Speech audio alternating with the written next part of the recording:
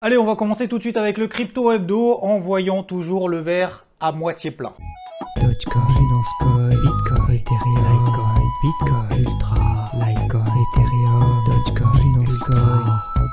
Waouh! Alors une fois n'est pas coutume, oui, je vais commencer par adopter un ton sérieux. Alors c'est pas vraiment un coup de gueule, mais c'est pour recadrer quand même certaines choses et je trouve que c'est vraiment le bon timing parce que je vois quand même pas mal de choses qui peuvent en perturber beaucoup. Donc on va prendre un peu de temps et après on va se détendre. Alors le but ici c'est pas de pointer du doigt pour faire plaisir, pour critiquer gratuitement, mais c'est pour que ça vous serve aussi. N'hésitez pas d'ailleurs à dire en commentaire si vous êtes d'accord, si vous ne l'êtes pas et quel est votre point de vue sur les trois sujets qui vont suivre. Premièrement, faut vraiment faire attention au sensationnel. Je vois beaucoup d'articles passer très négatifs. Alors, comme celui-ci par exemple, je cache exprès la source parce que le but, encore une fois, c'est pas que ce soit gratuit. C'est pas de savoir qui c'est,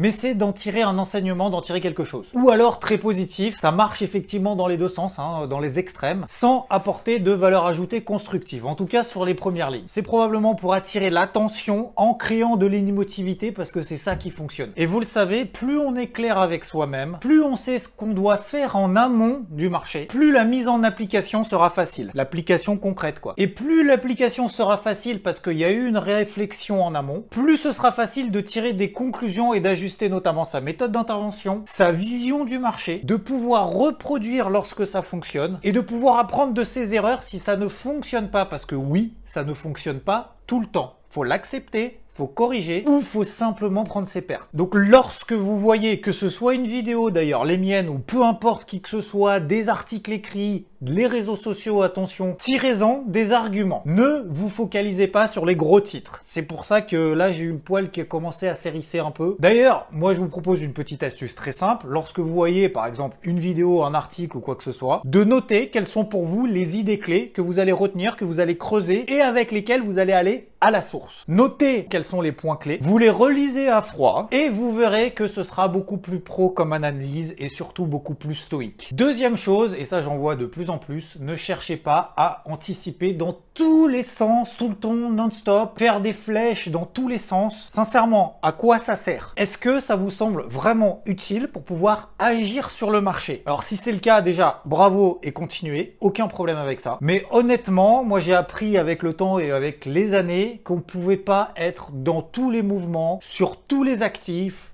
tout le temps chercher à avoir raison, ce n'est pas possible, ce n'est pas surtout pas viable. Essayons de nous focaliser plutôt sur les flux de marché, les tendances, les gros niveaux, 2-3 indicateurs techniques, pas plus, mais c'est vraiment le maximum, faut faire vraiment le plus simplement possible. Une validation, une invalidation, une gestion de taille de position et un ajustement, que ce soit de son analyse, son point de vue, que ce soit technique, fondamental, au fil du temps. 56 méthodes, 72 scénarios, c'est impossible à gérer, ce n'est pas possible. Troisième chose, attention à ne pas tirer de conclusion sur une seule crypto et de généraliser sur l'ensemble du marché. Ça sert à rien de prendre la pire qui soit de toutes les cryptos et de dire que de toute façon tout le marché est baissier, tout s'effondre. Et encore une fois, ça marche dans les deux sens. On va pas prendre la meilleure crypto qui existe et dire de toute façon c'est une bulle spéculative, tout s'envole, c'est la folie, c'est génial. C'est un peu comme si vous preniez la plus grosse pondération de l'indice CAC 40, vous vous basez là-dessus pour pouvoir prendre une position sur Carrefour, Danone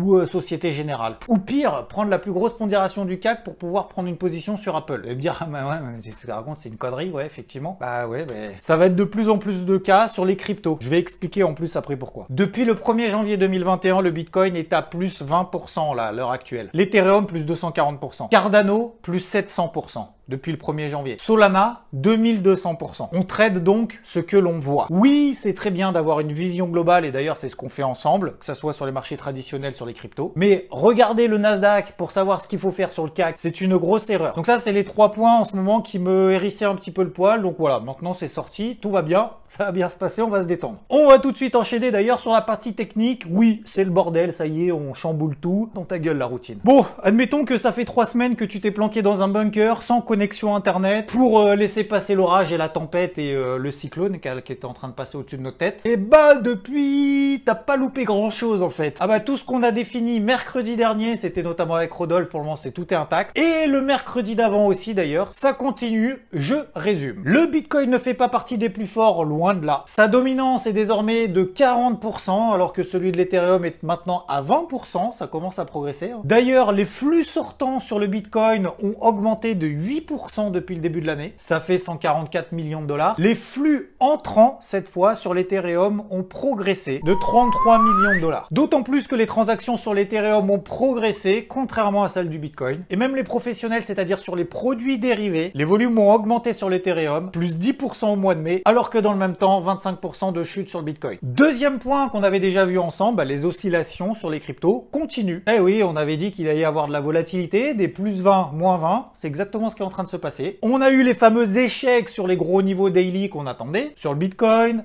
l'Ethereum, Cardano, UOS, et on va pas toutes se les taper parce que sinon on en a pour 2h30. Et tiens, oui, juste une petite dernière sur la capitalisation totale aussi. On est expérimenté, on peut continuer à travailler du coup ces zones, que ce soit en allégeant proche des résistances daily ou prendre des positions à la vente à très court terme pour pouvoir se hedger, comme l'avait évoqué Rodolphe la semaine dernière. Bon, là, faut être un petit peu expérimenté. Le plus simple quand on est un petit peu actif, c'est d'alléger sur ces zones de résistance daily pour pouvoir reprendre un petit peu plus bas sur repli et de continuer à travailler ces écarts de marché à court terme. J'ai envie de dire, c'est QFD. Troisième chose, pas de remise en question de la tendance de fond pour le moment. On tient les gros niveaux sur lesquels le couteau s'est planté. La stratégie reste intacte. On va faire simple. À ce propos, il y a une grosse période d'accumulation qui est en train de se mettre en place, avec une augmentation quand même considérable des positions nettes acheteuses. Et oui, ça accumule pendant cette phase de repli. Ce qui d'ailleurs n'était pas le cas en début d'année, où là, on était plutôt en phase de distribution. Alors, même si j'ai un peu de mal à justifier une baisse des cours du Bitcoin à cause d'une cyberattaque, encore une fois, attention aux articles qui justifient en disant le Bitcoin s'écroule parce qu'il y a une cyberattaque. CNBC explique que le FBI a réussi à récupérer une partie de la rançon versée par Colonial Pipeline. Oui, parce qu'ils ont volé des données de l'entreprise, du coup ils ont dit bah la rançon vous la versez en Bitcoin. Et le FBI a quand même réussi à récupérer des hackers 65 Bitcoins sur les 75 qui ont été donnés en rançon. Bah franchement,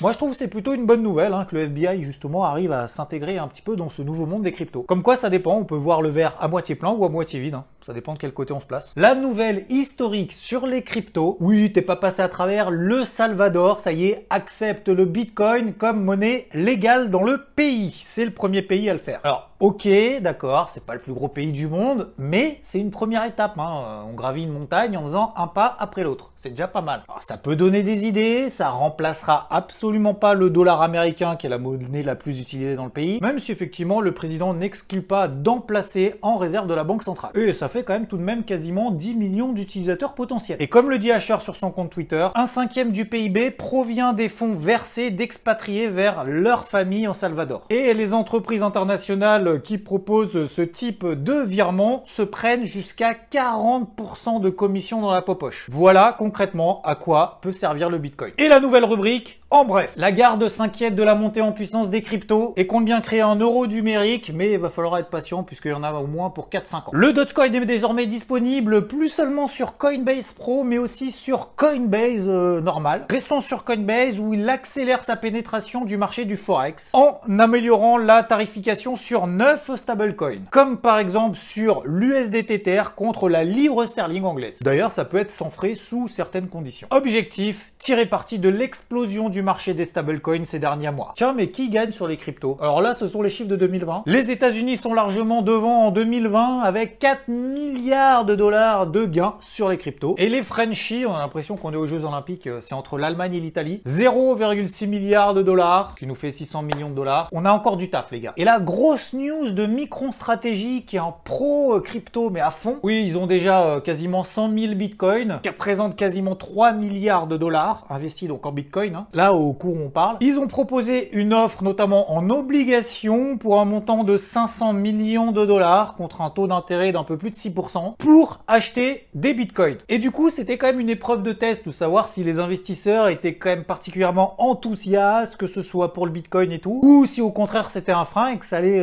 complètement foirer. Je veux dire, avec ce qui s'est passé là, les gars, votre truc et investir dans le Bitcoin, non, mais en fait, non. Eh ben, ils ont cartonné, la demande était à hauteur de 1,6 milliard de dollars. Jack Dorsey, qui est le cofondateur de Twitter et désormais le CEO, et son poteau Jay-Z, qui lui, c'est Jay-Z quoi, crée un fonds en Bitcoin. Alors oui, Jack, il avait vendu son premier tweet qu'il avait réalisé sur Twitter sous forme de NFT. Il y a quand même un gars qui l'a acheté 2,9 millions de dollars. Et du coup, Jack, qu'est-ce qu'il a fait de ces 2,9 millions de dollars? Il les a donnés à une ONG africaine nommée Give Directly. Vous voyez, concernant le fonds, ils vont commencer avec 500 bitcoins. Anonymous lance un avertissement à Elon Musk.